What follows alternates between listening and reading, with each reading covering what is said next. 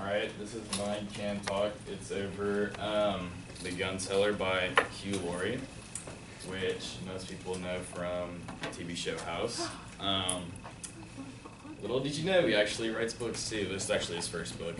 And he has a second one on the way, but nobody actually knows if that's going to happen. So that's Hugh Laurie. He's actually friends with Reese's author, Stephen Fry. And his book is a lot of like James Bondy kind of feel, because it's like an action thriller type book, so it's like all fiction, all but it also has like a few interesting themes as well. So yeah, it centers on this guy.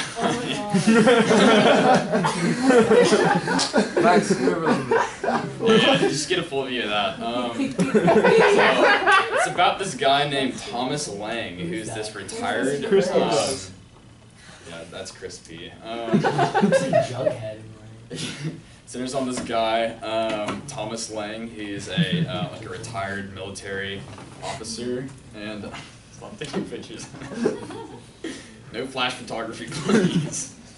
And so he's like this retired military officer. He's like this huge badass, and like he drinks whiskey all the time and rides his motorcycle on the weekends, and just the typical like action hero and stuff. And one day he is approached by this guy who asks him to assassinate this guy. He's walking around in London, and somebody approaches him. He's like, "Hey, I need you to assassinate this guy, Alexander Wolf." And he's so confused, he doesn't know what's going on, so he's like, "Okay, I'm gonna be a good guy," and go to this guy, look him up. Alexander Wolf, goes to his flat in London, I believe, in London, and he goes there, but Alexander Wolf isn't there, and instead it's like this mercenary there and his daughter, Alexander Wolf's daughter. So in like all like Batman style, like 007, he incapacitates the mercenary and just like talks with Sarah, and everybody's all confused and stuff. And a couple days later, he decides to track down Alexander Wolf again, and he finds him eventually, and he reveals himself to be he reveals himself to be the guy who actually set up his own assassination, and he did that to test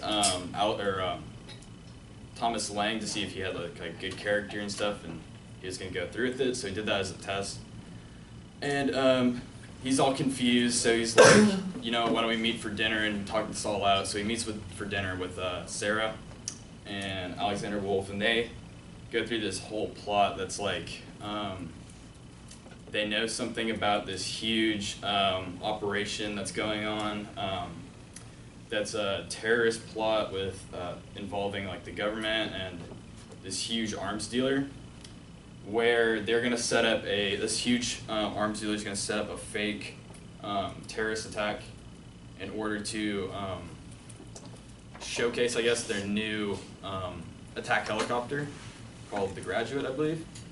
And after he tells them that, obviously he doesn't believe him. He's super confused about the whole situation. But as he's leaving the restaurant, he's heading home. A bunch of kidnappers run him off the road, kidnap him, take him to this mysterious location, and interrogate him about Alexander Wolf. So now he's like, oh, okay, so this is probably like a real deal.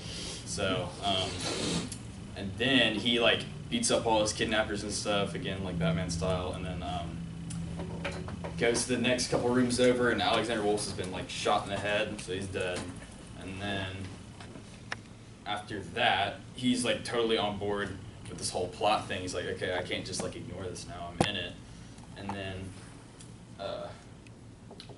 so he starts doing research on who exactly Alexander Wolf is, and like all of that stuff. And the CIA actually like confronts him, as like, hey, you shouldn't be like talking with this dude or like doing anything with him, because he's like a international drug smuggler. Turns out he wasn't. They were just, CIA actually turns out to be part of the whole thing, and he finds that out while he's researching. So then the deputy director of the CIA basically kidnaps him again, takes him to this other dude who is the ringleader of the whole operation named, let me see, yeah, that's the assassination. Oh yeah, there's the attack helicopter I'm talking about. They take him to the ringleader of this operation. He's like super loaded, really rich. I think his name's Naim Murda. So anyways, he's like this huge arms dealer behind the whole thing, wants to show off his new helicopter by doing some shady stuff, and like setting up a whole terrorist attack, fake terrorist attack. And yeah, so basically he puts Thomas Lang, he's like, okay, now you're gonna help me do all this since you know too much. You're gonna help me, and if you don't, I'm gonna kill Sarah, which I forgot to mention, he's also in love with now. So he's like, has, you know, Sarah at gunpoint. He's like, you know what, you're gonna help me. You're gonna do all this. You're gonna be, I'm gonna put you in this group of this terrorist organization called the Swords of Justice. And basically, he does this little warm up, so to speak, like terrorist attack, to kind of get like the media all like hyped up and stuff about what's to come. So they set up this fake assassination of a Danish politician, or I think believe it's a Dutch politician actually. He like they put a bulletproof vest on him, and basically brief him beforehand like what's going on. So Thomas Lang carries out this like fake assassination while it was all broadcasted to everybody, and like he shot him in the chest, and it made it look like, you know, he's totally dead and stuff, but he's not. And then so that was just like a warm up to get everybody all like, you know, worried about what's to come. And then he goes back to London for a little bit just to hang out and wait, where he runs into Sarah coincidentally again, and she was like, yeah, I was helping this entire time, like I've been evil this entire time. And then she's like, but you know what, my dad was never supposed to die, so I'm switching over to your side, I'm gonna help you now. So they're like, okay, and they discuss a plan to kind of like overthrow it. And then the Swords of Justice pick him back up, and they take him to the U.S. Embassy in Casablanca, I believe, and that's where the dramatic conclusion of the book happens, and that's where the terrorist attack is supposed to happen. So him and the Swords of Justice, along with Sarah and the ringleader Murda, and who else? Oh, the deputy director of the CIA. All are in this U.S. embassy, and they just like totally like take it over, take all the people hostage, and that's supposed to be the terrorist attack. There's going to be like this attack helicopter like coming in to like save the day, and that's what it's supposed to be. Because he wants to show it off so that militaries all over the world will buy it and stuff. Yeah.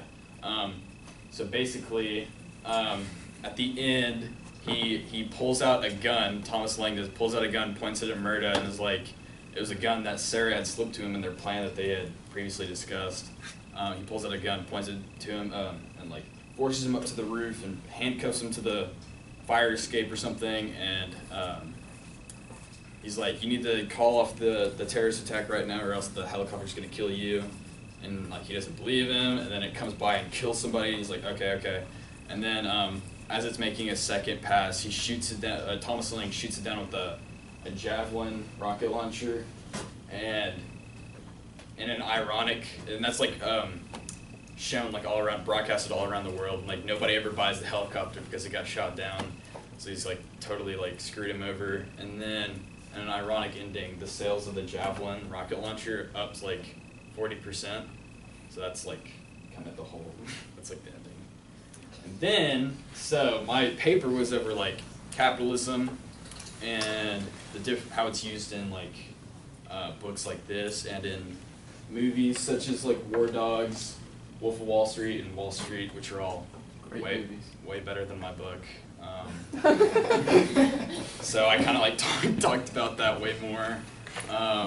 And all of these have a similar plot where they use like capitalism, stuff like that, as they paint it in like a negative light, you know, like showcasing like the effects that can have on somebody's like integrity and their spirit and stuff once they get all corrupted and misusing it. And you know, obviously Wolf of Wall Street, he goes kind of money crazy, he does lots of drugs and stuff like that.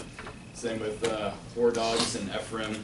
And there's like a famous line in Wall Street, you know, greed is good.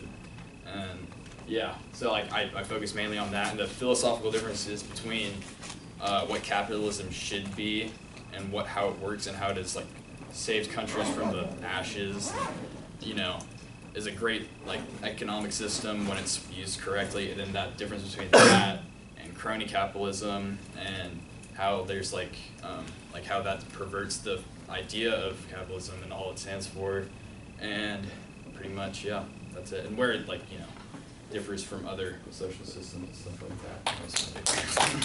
that.